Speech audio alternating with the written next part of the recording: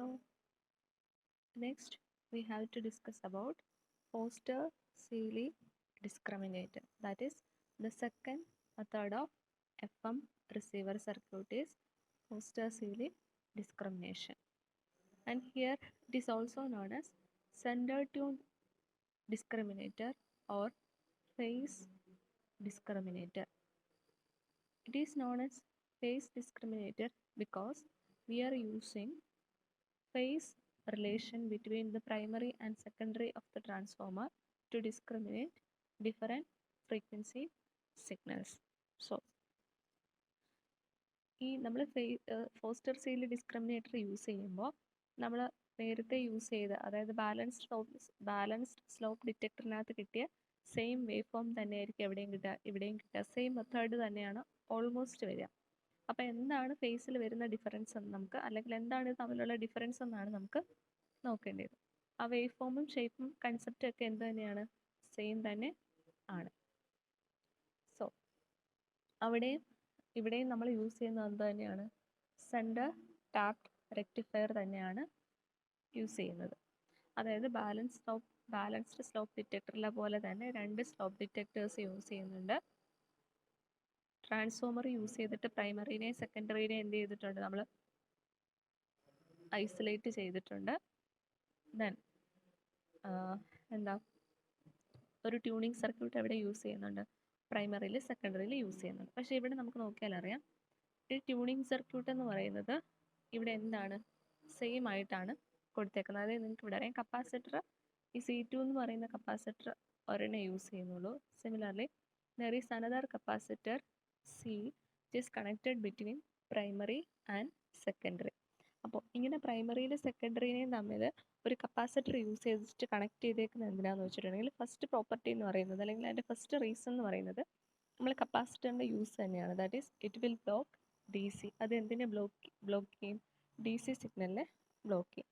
Second thing എന്ന് പറയുന്നത് ഇവിടെ ഒരു ലാർജ് ഇൻഡക്റ്റൻസ് യൂസ് ചെയ്യുന്നുണ്ട് L3. അപ്പോൾ ഈ കപ്പാസിറ്റർ കണക്ട് ചെയ്തേക്കുന്നത് ഇങ്ങോട്ടാണ്. അപ്പോൾ ഈ കപ്പാസിറ്റർ കണക്ഷൻ കാരണം ഈ പ്രൈമറിയിൽ എന്താണോ കിട്ടുന്ന വോൾട്ടേജ് അത് തന്നെ എവിടെയും കിട്ടും ഈ ഇൻഡക്ടറിലും കിട്ടും വിത്ത് സെയിം ഫേസ്. തമ്മിൽ എന്തായിരിക്കും ഫേസ് സെയിം ആയിരിക്കും. അപ്പോൾ ഒരു കാര്യം ഓർക്കാം L3 എന്ന് പറയുന്ന ഒരു RF ചോക്കാണ്, അതായത് ലാർജ് റിയാക്റ്റൻസ് ഉള്ളൊരു ഇൻഡക്ടറാണ്. So that voltage across this L3 will be equal to the applied primary voltage. അതായിരിക്കും അവിടെ കിട്ടുക. ദെൻ സെക്കൻഡ് കേസ് എന്ന് പറയുന്നത് the voltage across each diode D1 and D2 will be equal to the sum of the voltage across L3 and the secondary voltage. ഇപ്പോൾ D1 across ഉള്ള voltage consider ചെയ്യുകയാണെന്നുണ്ടെങ്കിൽ L3 across ഉള്ള voltage plus ഈ transformer സെക്കൻഡറിയിലെ ഈ upper half portion top half പോർഷനിലുള്ള സിഗ്നലിൻ്റെയും കൂടെ എന്തായിരിക്കും സം ആയിരിക്കും എവിടെ കിട്ടുക ഡയോഡ് D1 അക്രോസ് നമുക്ക് കിട്ടുക.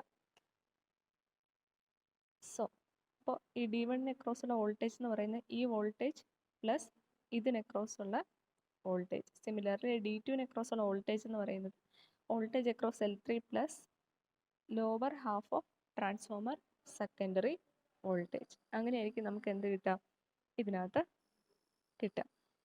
ഇനി ഇവിടെ വേറൊരു കാര്യം എന്ന് പറയുന്നത് നമ്മൾ ബാലൻസ്ഡ് സ്ലോപ്പ് ഡിറ്റക്ടർ യൂസ് ചെയ്തപ്പോൾ നമ്മൾ യൂസ് ചെയ്തിരുന്ന ട്യൂണിങ് ഫ്രീക്വൻസി എന്ന് പറയുന്നത് അപ്പർ ഹാഫ് പോർഷന് FC പ്ലസ് ഡെൽറ്റ എഫിലും ലോവർ പോർഷന് FC മൈനസ് ഡെൽറ്റ എഫിലുമാണ് നമ്മൾ എന്ത് ചെയ്തത് ട്യൂൺ ചെയ്തത്. ഇവിടെ പ്രൈമറിയും സെക്കൻഡറിയും ട്യൂൺ ചെയ്തേക്കുന്നത് FC എന്ന് പറയുന്ന കെരിയർ ഫ്രീക്വൻസിയിലേക്കാണ്. So both primary and secondary is tuned to a frequency FC. FC-യിലാണ് നമ്മൾ ട്യൂൺ ചെയ്ത് വച്ചേക്കുന്നത്. അതായത് ഇവിടുത്തെ ഈ ഒരു ട്യൂണിങ് സർക്യൂട്ടും ഇവിടുത്തെ ഈ ട്യൂണിങ് സർക്യൂട്ടും എവിടെയാണ് ട്യൂൺ ചെയ്തിരിക്കുന്നത് FC-യിലാണ് ട്യൂൺ ചെയ്ത് വച്ചേക്കുന്നത്. ദാറ്റ് ഈസ് അപ്പോൾ അതാണ് ഒരു കേസ് എന്ന് പറയുന്നത്. ഇനി ഇവിടെ ഈ ഒരു കപ്പാസിറ്റർ എക്സിസ്റ്റ് ചെയ്യുന്നത് കാരണം ഇവിടെ എനിക്ക് കിട്ടുന്ന സിഗ്നലിൻ്റെ 90 ഡിഗ്രി ഷിഫ്റ്റഡ് വെർഷൻ ആയിരിക്കും എവിടെ കിട്ടുക ഇപ്പുറത്തേക്ക് കിട്ടുക, അതായത് സെക്കൻഡറിയിലേക്ക് കിട്ടുക. ഓക്കെ, അപ്പോൾ പ്രൈമറിയും സെക്കൻഡറിയും തമ്മിൽ എന്തുണ്ട്?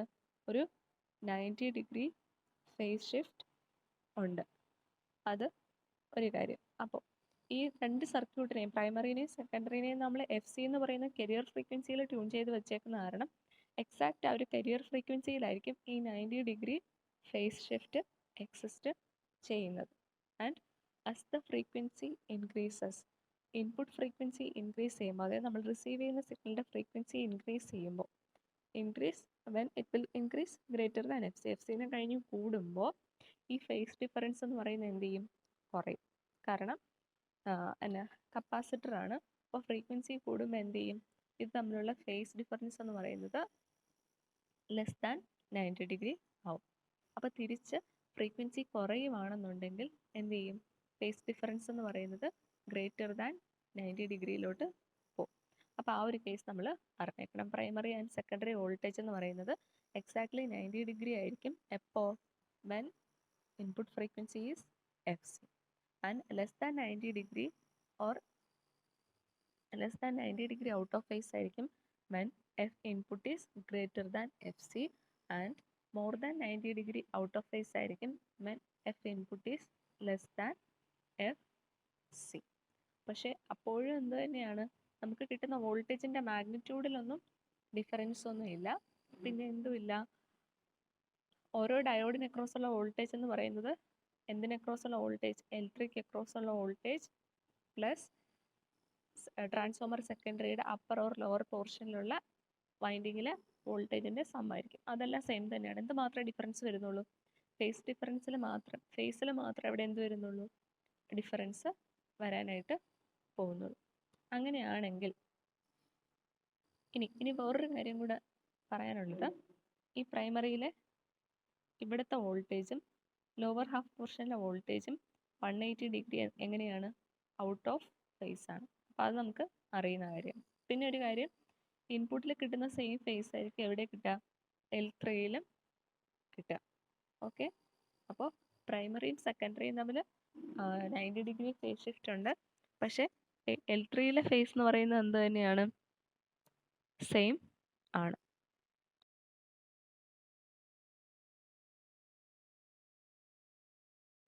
Okay, now we can see how we can obtain the waveform. Waveform എങ്ങനെയാണ് ഒബ്റ്റെയിൻ ചെയ്യുന്നതെന്നാണ് പറയേണ്ടത്. അപ്പോൾ നമുക്കറിയുന്ന കുറച്ച് കാര്യം എന്ന് പറഞ്ഞാൽ എന്താണ്? പ്രൈമറിയും സെക്കൻഡറിയും തമ്മിൽ 90 ഡിഗ്രി ഫേസ് ഷിഫ്റ്റ് ഉണ്ട്. ഇവിടെ അപ്പർ പോർഷനും ലോവർ പോർഷനും തമ്മിൽ 180 ഡിഗ്രി ഫേസ് ഷിഫ്റ്റ് ഉണ്ട്.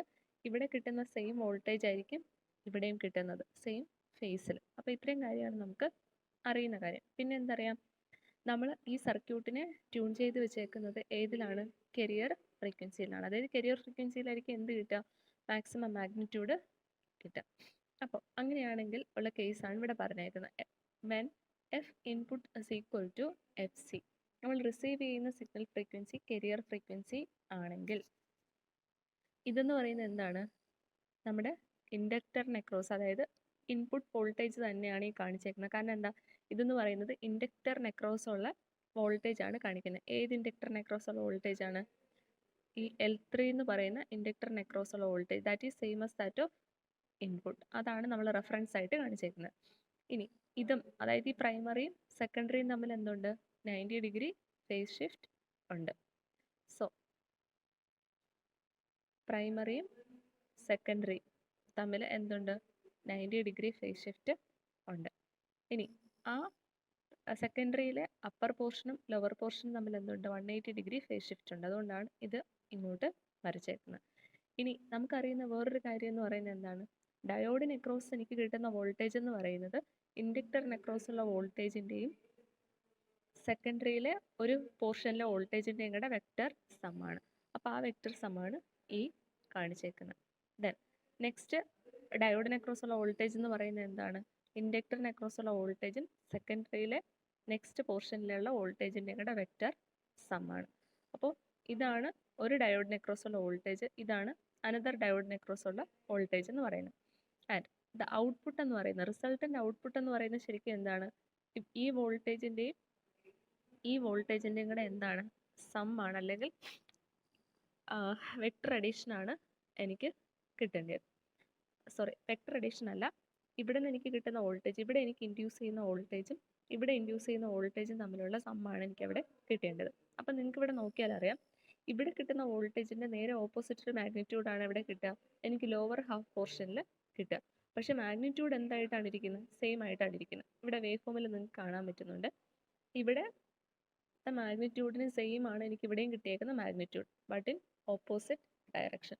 So the resultant voltage at the output will be 0.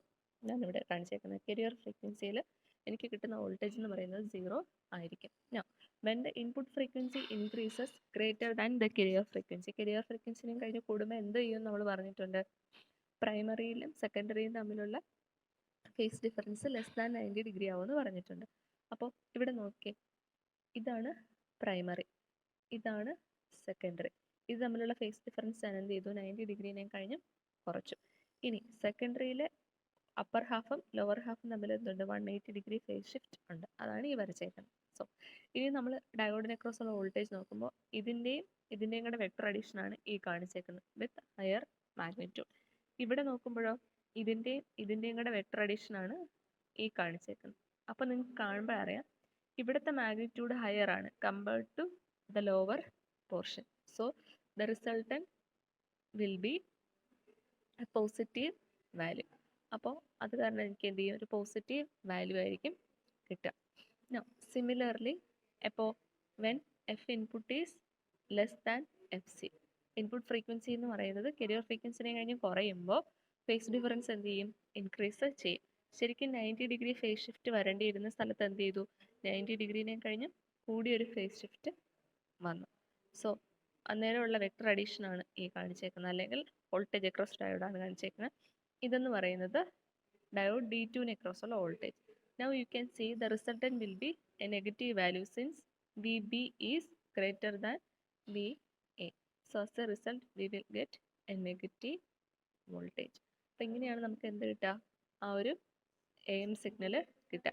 ശരിക്കും ഇവിടെ ചെയ്യുന്നത് എന്താണെന്ന് വെച്ചിട്ടുണ്ടെങ്കിൽ, എനിക്കിവിടെ കിട്ടുന്നത് ഒരു AM സിഗ്നൽ തന്നെയാണ്. ശരിക്കും ഇവിടെ എനിക്ക് ചെയ്യുമ്പോൾ കിട്ടുന്ന ഒരു AM സിഗ്നൽ തന്നെയാണ്. ആ AM സിഗ്നലിനെ ഞാൻ ഡയോഡിലൂടെ പാസ് ചെയ്യിച്ച് ഒരു ട്യൂണിങ് സർക്യൂട്ടിലൂടെ പാസ് ചെയ്യിക്കുമ്പോൾ, നമ്മളവിടെ AM കഴിഞ്ഞപ്പോഴത്തേക്ക് ഒരു AGC സർക്യൂട്ട് പഠിച്ചിട്ടുണ്ട്. എങ്ങനെയാണ് നമ്മൾ AMൽ നിന്ന് ഡേറ്റ സിഗ്നൽ കിട്ടുന്നതെന്നുള്ള ആ സെയിം കാര്യം തന്നെയാണ് ഇവിടെ യൂസ് ചെയ്യുന്നത്. ഇവിടെ ഒരു AM സിഗ്നൽ കിട്ടുന്നുണ്ട്. ആ AM സിഗ്നലിനെ ഡയോഡിലൂടെ പാസ് ചെയ്യിച്ച് ഒരു ഫിൽറ്ററിലൂടെ പാസ് ചെയ്യിച്ചിട്ട് എനിക്ക് എന്ത് കിട്ടും?